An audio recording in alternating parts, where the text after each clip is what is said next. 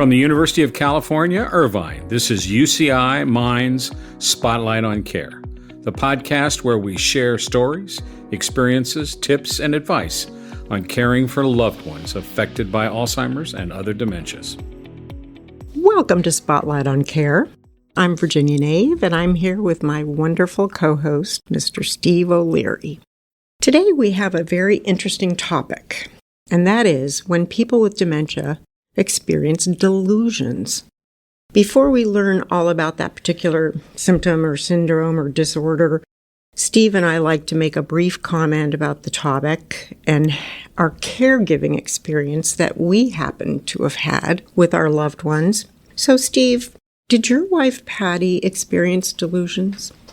Yeah, but it wasn't as serious as I've heard from other support group members I was in and things like that. I think the kind of common I've heard, people coming after her, she would wake up and feel like there were people in the room.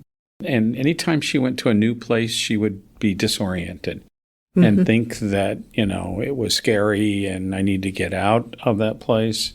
So that was it. I mean, I never had her act out towards me or those kinds of activities or look at me and say, who the heck are you? She wouldn't know who I was. But anyway, I was very fortunate. We didn't have a lot of that. Well, I didn't know what delusions were. I didn't know what Alzheimer's was either. But in the beginning with Mom, she thought everyone was stealing from her. And she was at a facility that I put her in later, 3 months later, took her out because she hated it. But I found notes in her closet that said, "I've caught you. Stop stealing from me." And then I finally got her into a community she liked. But for like 2 weeks, she called me 3-4 times in a day and said, "Someone stole my toothbrush." And I wasn't clued in at this point as to what you're supposed to do with situations like that. And I said, "Mom, no one wants your toothbrush." And she said, "They're stealing it." So I went and I tied a string onto the end of her toothbrush and I tied that to her bathroom cup and didn't stop the delusions. Well, I didn't know that's what it was called at that time, but in any case, that disappeared after a couple of weeks, but it was really annoying. Anyway, let's get started with our podcast interview here. Our guest today is Dr. David Sultzer. He is a physician, a psychiatrist, and a professor in the Department of Psychiatry and Human Behavior in the UCI School of Medicine. He is the clinical research director for UCI MIND and leads the clinical core at the UCI Alzheimer's Disease Research Center, which is known as the ADRC. Welcome, Dr. Sultzer. We're glad you're here. Great. Thanks, Virginia. It's nice to be here. Really appreciate the opportunity to speak with you guys, to hear your perspective, as well as what both of you do for UCI MIND and the community with regard to Alzheimer's disease care and for caregivers. Thank you. We're glad you're here. Let's start with defining what this is. What is the definition of delusions? Yeah, I think both you, Virginia, and Steve have highlighted what delusions are. They're defined as false beliefs, if you will. We all have eccentric thoughts now and again that others might not agree with, but delusions go deeper than that. Beliefs in things that are persistent, that continue on for a period of time, and are really refractory to information to the contrary. They're fixed. They can't really be changed. So people with Alzheimer's disease and other dementias have these persistent beliefs in different domains. You've highlighted each common ones of the kinds of topics that come up. They're false beliefs that are really difficult to change their mind. And the challenge is often that they can lead to things like agitation, because when you have a false belief and people are explaining to you over and over why you're wrong, it tends to get people stirred up. And sometimes people will act on those false beliefs. That's why I should have said, well, the director of our assisted living program came in and she said, "Oh, they're stealing your toothbrush. Let's catch that thief." And I thought, that's what I'm supposed to say? Okay, it was what I was supposed to say. Yeah. Right? So there are quite a few different types of delusions. Can you tell us some of the more common ones? Yeah, and again, you and Steve have highlighted the most common ones, actually. You're describing what they are. They're usually, we can think of them as two categories. One is kind of paranoia or theft, or people are doing bad things. And that sometimes comes from a sense where they don't remember, or they're confused and concerned and don't trust people because they have unfortunately lost the cognitive machinery to know what's safe. So there's an appropriate wariness that kind of gets into ideas about theft. We all forget where things are. It's the human condition to blame others for that rather than take responsibility. I think we all have to acknowledge that. And yet when someone is cognitively impaired, it's just much more difficult, and there's an easy opportunity to believe that someone is actually stealing them, which is distressing. The other category is misidentification, and the idea that people are in the room you described, that people are there who you don't trust, that they're disoriented in a new place, their house isn't their home is a pretty common one that you mentioned, and it's challenging. I mean, how do you respond to a spouse of many years who says your home of many years is not your home, and I want to go home, and is pretty upset about it? So it's really challenging. Those are the kind of two categories of delusions. Okay, and they're pretty common. How long do they last? Yeah, it's a good question. I mean, it varies a lot. Sometimes they're relatively fleeting. Sometimes they'll go on for a period of time, minutes to hours, and will wane, but then individuals will not uncommonly have the same kinds of delusions come back the next day kind of thing. That's where it becomes a challenge. It's not just a one-time thing necessarily. They tend to recur, even if they go away in the short run. Okay. What's causing those? What's causing the length to happen or the repeat nature of them? Yeah, it's a good question, Steve, because it's not clear. We know, for example, that there's a neurobiology to delusions. We've done some work, others have identified kind of a cortical signature of what's going on in those who are more susceptible to have delusions versus those who don't. To get into how long and why they last for shorter or longer, nobody really knows. I think it's a mix of when folks are cognitively impaired, they don't remember, so they lack the ability to bring reality onto the table, to be part of it. And there's the insight piece. I think that's the other thing that we've often thought of as very important, that we all have unusual thoughts and feelings over the course of a day and can kind of sort them into realistic, unrealistic. Folks, on a good day. Folks with advanced Alzheimer's disease lack the capacity to really say, realistically, is that true? That's really a key part of it. So it really is difficult for them to do that sorting, and they latch on to that. It's a good question about, one issue with the misidentification is people, particularly with Alzheimer's disease dementia, have a visuoperceptive deficit. So their ability to interpret their surroundings is a little bit more affected than you might expect. It's not just memory, it's the recognition thing. So it's just distressing. And it's easier for them to think that their spouse has been replaced by an imposter because their picture of your face isn't what it used to be. So they're a little confused by that, other than just the memory of it. So there's some characteristics. I think that's why there are categories that are much more common than you'd expect. When you think of like the breadth of delusions, younger people with schizophrenia, for example, have delusions. Their delusional thoughts are a whole different set of categories than older adults with Alzheimer's disease, which is interesting. It's not just a generic false belief thing. There's something about the illness that begets these certain types. And the frequency and time is no one really understands. That's interesting because I think that's a very common thing we hear from support groups is, gee, she doesn't recognize me, or he doesn't recognize me, or my mother doesn't recognize me. And it's like, well, how can that have gone? I mean, they still have history. I was a child at one point with them, or I was, married to them for 40 years. Why have we lost that connection? And it's very hard. And so what you're saying is that there's a little disorientation that's occurring, and it's part of the disease. It's not them.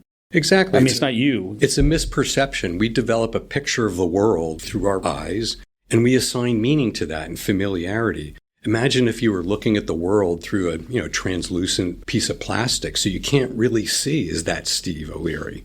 And then that might be a good thing. Well, that's a different story. a different podcast for that one. And then with the dementia, it's just hard for them to kind of rebound from that, if you will, or check it out. That's the other thing that doesn't happen. And it's really distressing. I mean, that's a very common delusion. And we notice in clinical practice that when folks aren't able to recognize their loved ones anymore, it's really distressing for the families. And often what happens soon before they're placed elsewhere, because being a caregiver, depends on having the feedback that you're doing something meaningful. Yes. And when a person doesn't recognize you, it's very, very sad, obviously, but also loses meaning for caregivers. Yes. Of what's my connection to this? What's my role here? Yeah. And unfortunately leads to institutionalization many times. I remember when Mom first started really not knowing me, but she knew I was good. If I walked into the room, she couldn't look at me and say I gave birth to her, but she would look at me and know that I wasn't going to hurt her. Yeah. That's the only way I knew how to describe it.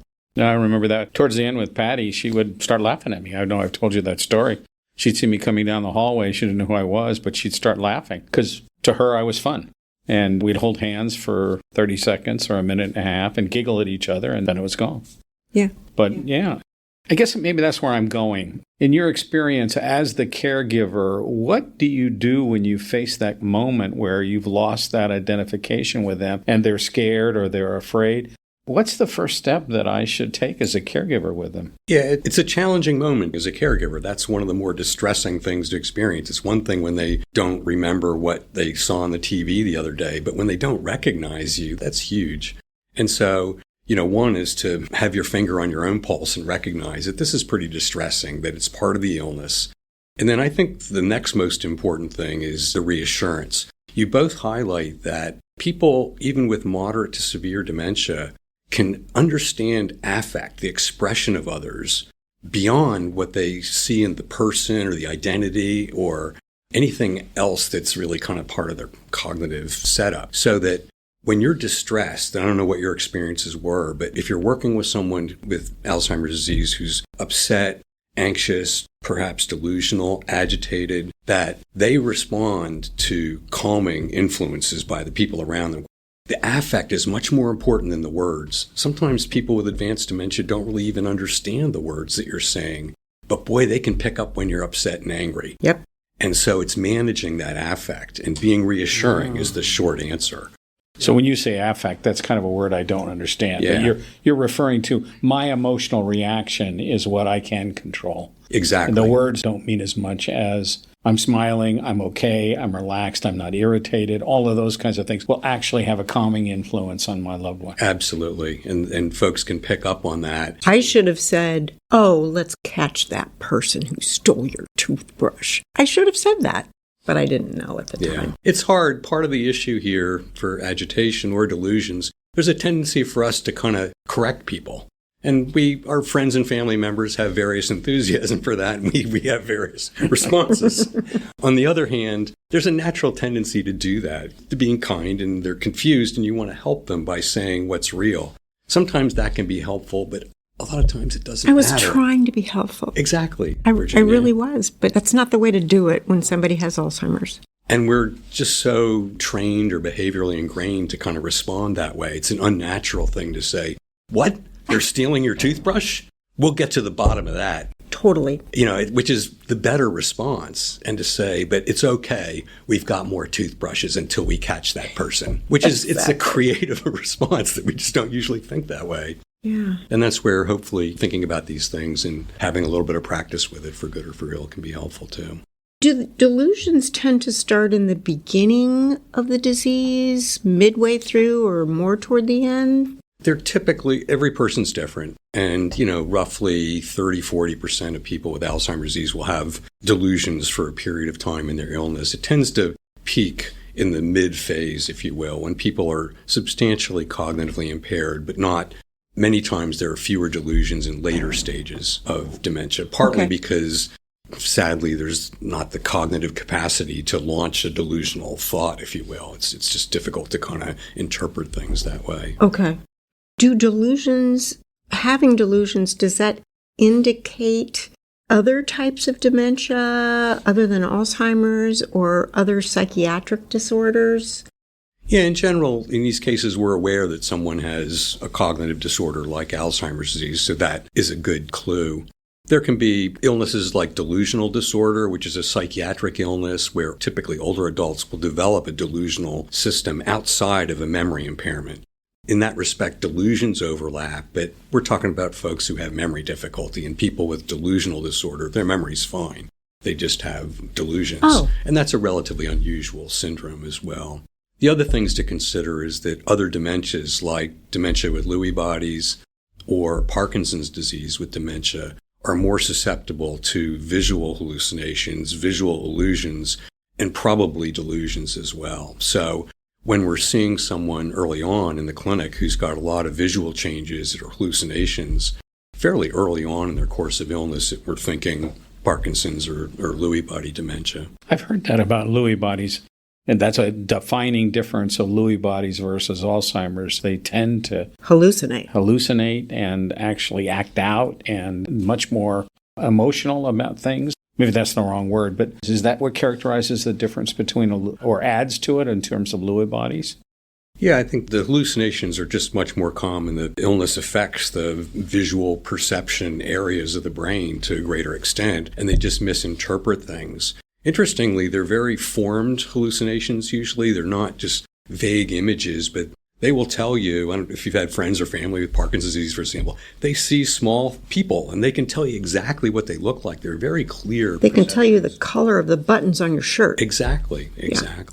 So that's a characteristic aspect of Parkinson's disease with or without dementia, or dementia with Lewy bodies, both of which have the same Lewy body pathology, just in different parts of the brain. You've said a couple of times you're talking about these different parts of the brain.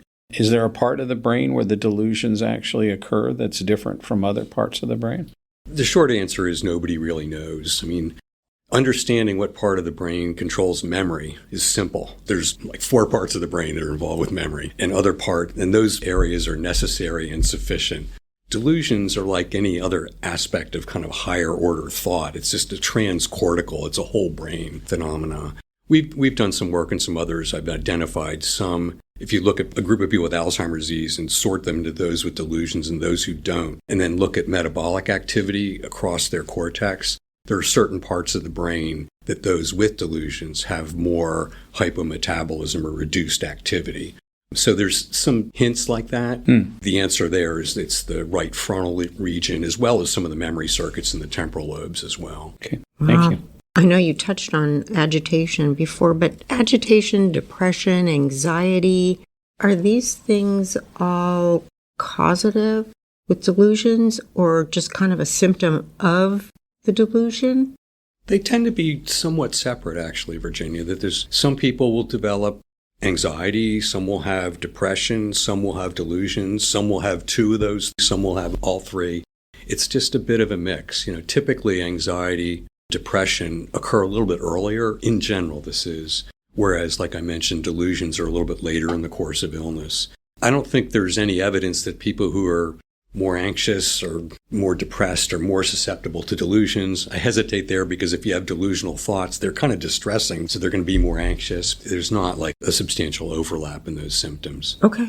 All right, let's start a part of our discussion about non-medication interventions. What can caregivers keep in mind?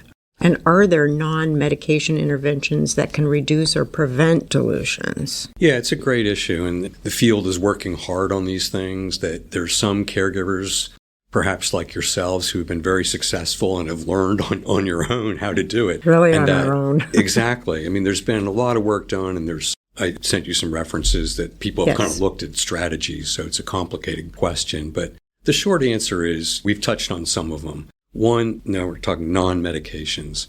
One is the reassurance, with delusional thought. Distraction, a key first start, as I've alluded to already, is don't argue. Right. When you think about it, if a friend or family member has a false belief, okay. It's like there's no intervention needed. Sometimes they lead towards distress, anxiety, or agitated behavior, and obviously then it's much more important. But to not argue, and that's something that as a caregiver, you're overworked and underpaid, and just it's challenging. So it's easy to argue because the sense is if you explain it to them, they'll understand and then it will go away. Sadly, that isn't going to work usually. Yeah, being right isn't necessarily advantageous. It's overrated in general, but certainly in this case. But I think that's an important characteristic as caregivers, and I think you're describing this pattern. The good news about the disease is it evolves over time. But as it evolves over time, it gets more difficult, and you need to be more adaptable. And so it's important that you're aware that these things are going to occur. And I think this is an important part. What would you say, and maybe there isn't a percentage, but do you have an idea of how likely Alzheimer's patients would develop delusions? In broad strokes, about a third, basically. Okay. Somewhere between 30%, 50% are going to have delusions for a significant part of just one day or 3 days, but, a period of time of weeks to months where they have delusional thoughts. Okay. And it depends on what you mean by delusions and who's measuring in the circumstance. Right. And those, for example, in skilled nursing facilities, it's higher than that, partly because people are there because they have delusional thought and agitated behavior, sometimes as a consequence. Okay. I was thinking, are there environmental modifications in the home or in a community that can be made that would help reduce delusions? I know caregiver behavior and responses are important, but are there environmental things you can do? Yeah, there's a few things. One thing is familiarity. That's probably the most important thing. Steve, you mentioned when a new place fosters delusional thoughts, or may, just because the person may not really understand why they're there or that what this place is. Totally. And when you tell them, oh, this is your home now, that obviously goes against everything they would expect to hear from you. So it's a challenge. Keeping things familiar, not changing things more than need to be changed. Making some other environmental adjustments. Things like some people respond to mirrors or TV very poorly. There's a well-known phenomenon of people seeing their own face in the mirror and being convinced that there's a stranger in the house. Them. Exactly. So no mirrors. Take the mirrors away. I was told with Mom I may need to take the mirrors down. Yeah. Same thing with TV for some. I won't get into detail about the horror of TV was real. If that was actually happening in your room, that would be really terrifying. Especially today's program. I was just going to say. Just turn on the news. We won't go there, but it's like you don't want that happening in your room. And you and I say, that's on the TV. It's over there. But folks with moderate to advanced dementia, they see it and they just assume that it's there. It's not real common, but that's another environmental thing. Happen. If you notice that things like that are precipitating distress or delusional thoughts, that obviously to kind of reduce the exposure to that if possible. I've got a question for you about the issue of travel. We're talking about changing environments. I know how many guys in groups that I've been in say, well, I wanted to travel. I wanted to try and take advantage of all the good time that was left. And we've often said, well, there's going to be one final trip. You don't know when it's going to come. You don't know how it's going to happen. But all of a sudden, that's going to be the last trip. Because even if it's to a place, in our case, it was to a place Patty'd been to dozens of times. And finally, we went to Hawaii and we were in our condo. And she went, where are we? And I went, Are you kidding? You've been here all the time. So you said limit the amount of change that's going on in terms of environment. How do you decide when that's appropriate? Yeah, it's a great question, Steve, and there is no simple answer to that. Some people enjoy new experiences or going to a place that's familiar to them, that will resonate with them, and you're having a good time, too. And as we're talking about that's a good emotional experience. But in general, it's the novelty that really is challenging for folks. So I encourage folks to really be conservative in doing that, in taking trips, particularly long and tiring trips, because then everything else gets more difficult, too. And losing the sense of familiarity. I've had many, around the holidays, for example, since we're around that, people want to go to the East Coast to visit lots of family for the holidays. And many times people with moderate dementia just don't understand what that's about. It's just socially overwhelming. They don't exactly recognize everybody, and that's socially awkward for all of us. But when you have a cognitive disorder, it's even more distressing. And the idea about having all the grandkids hanging on you can be terrifying. So it's really, the secret there is have a fallback option too. And we encourage folks for larger social engagements to have the person with dementia in a different room, for example. And then people go in like 2 or 3 at a time, just small group. Exactly. But some of it's trial and error. It may turn out that that's not needed, but just to be aware that you would think that's good advice. Social would be good, but it isn't necessarily, sadly. Right, exactly. I learned with Mom, there were times they had to call 911 at the assisted living facility because she fainted. There were various problems, but the hospital visit threw her completely off.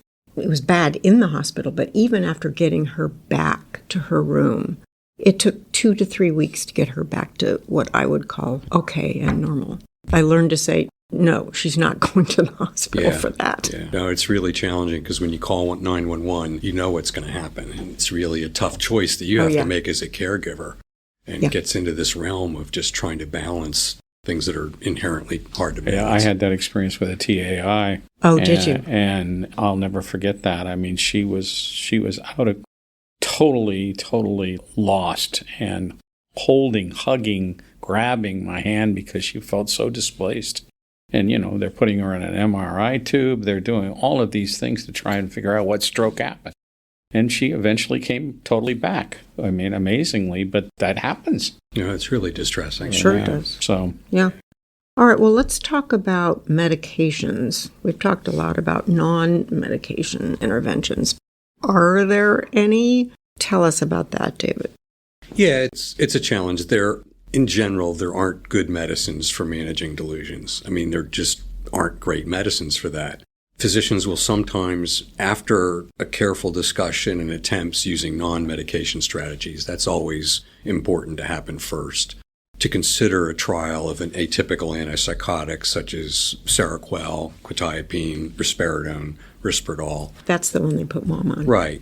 And there's a long history, and a lot of studies have looked at that in controlled ways. And the bottom line is that, on average, there will be modest benefit at best. They're not curing the delusions. They're not solving the behavioral disturbances, unfortunately. On average, there's benefit, but the magnitude sometimes both physicians and families think that this is going to solve everything, and they generally don't. Everybody's different, so some people don't respond at all, and some people will get a great response, and you don't necessarily know until you try. So it may be worth a trial. But again, the magnitude of benefit in general. What was your experience? Did it help? I had them take her off of, was it Seroquel? Is that how you pronounce it? Yeah. Or risperidone. I'm not good at pronouncing those things. After a while, I'm thinking, well, they've already got her on an antidepressant. She's got this and that. And I thought, I don't think we need another drug. And I wasn't noticing a big benefit. Yeah, that's commonly what people say. Sometimes there's greater benefit, fortunately, but sometimes there isn't much benefit at all. And many times it's worth a trial, but to assume, I think that's the challenge in the field, is just to assume that these medicines are going to be the answer. They really aren't. Okay. And the side effects also are something notable. We can talk about that. But all of these medicines, the antipsychotics, have side effects that can make things worse, including cognition. So we want to be gentle in using psychotropic meds for sure. Okay. We've heard wives discuss the whole idea of their husbands acting out or fathers acting out, this fear that occurs with the caregiver, and then they got to do something. They've got to put them on some drug to manage them, as are terms I hear. Is this related to the difference between size and issues like that, or is it something more significant that exists in men in terms of their behaviors? Yeah, I think it's a great question. Across the medical literature, in my own experience, it's an equal opportunity. Delusions are occurring about the same. It may be what you do with the delusions that are a little bit more overrepresented in men versus women. And a colleague back in my fellowship training did a study of people's life history of aggressive behaviors, like well before dementia. And when people who had those histories became demented, they were more likely to be agitated and aggressive. So we become more like ourselves in a way, So I can make an analogy to the men versus women piece there, but it's hard to know. And there's not an obvious overwhelmingly men versus women. And we could mobilize a hypothesis for that, but I'm being creative here. So you'd probably go back to your same recommendation if, as a wife or a daughter taking care of a male, be cautious in terms of the use of medications, try things, see if they work, but don't expect them to necessarily be the be-all and end-all. Exactly, with regard to the medicines. Yeah. And there are many times they're worth a trial, and every person's different, and each physician needs to understand the circumstances. If it's a safety issue, then we need to be more aggressive with management, including medication, in the thinking that any benefit would be helpful and the risk is worth it. So it depends on the circumstances. Yeah, I'll never forget Patty, who was totally non-aggressive personality, swung and hit someone. Yeah, my mom did too. Yeah. It was as if they had to do something. It was a one and only time, and after that it went away. But it was sure scary for a moment to think that somebody that would have never raised a hand to anybody. Hardly raising her voice. Yeah. I know it. Well, we're pretty much getting ready to wrap up here. Dr. Sultzer, is there anything that you think we haven't covered or anything you want to add? No, I think we've covered most of it. I'll mention while we're on medication, I mean, the field is really moving towards better meds. And there are half a dozen or more medications that are currently in trials for these kinds of behaviors. That, as you're aware, there's an explosion of new information about treating Alzheimer's disease with monoclonal antibodies, et cetera. And many of us have felt that this area has been underdeveloped and understudied. That's changing. I mean, there are trials going on that work through medications that have a different mechanism than the antipsychotics. So the goal is to raise the benefit, but fewer side effects, basically. And so we'll be seeing better options down the road. They're just not here yet, unfortunately. Okay. They take a while. Okay. Anything else you want to add, Steve? Well, I have to tell you, it's just amazing to listen to you talk about it. And I thought of this whole category and I don't really remember a lot of that hallucinations. But when we get into it, on a day-to-day basis, there were a lot of things that went on that I just didn't understand what was happening. And I think this has been so valuable to understand that these acting out, these emotional periods that they're going through are reality, and you need to be prepared that they're going to happen and tone it down. Exactly. Don't overreact. That's right. Yeah. And they're just fundamental expressions of the illness. It's not the person, sadly, who's doing this. And you have to kind of step away from that for good or for ill, and it highlights the challenge of doing that. You use the term disoriented by what you're trying to respond to. That exemplifies why caregiving is so challenging. Yeah, exactly true. It feels really odd to go along with something and you're thinking, what the heck? Exactly. Anyway, thank you so much, Dr. Sultzer, for joining us today. Keep up the good work, man. You really... No kidding. And you guys. Thank you. Absolutely. I know that you do have some resources that you like, and we'll put those in the show notes for our listeners. Thank you for joining us today, and join us again soon for another episode of Spotlight on Care. Spotlight on Care is produced by the University of California, Irvine Institute on Memory Impairments and Neurological Disorders, UCI MIND. Interviews focus on personal caregiving journeys and may not represent the views of UCI MIND. Individuals concerned about cognitive disorders, prevention, or treatment should seek expert diagnosis and care. Please subscribe to the Spotlight on Care podcast wherever you listen. For more information, visit mind.uci.edu.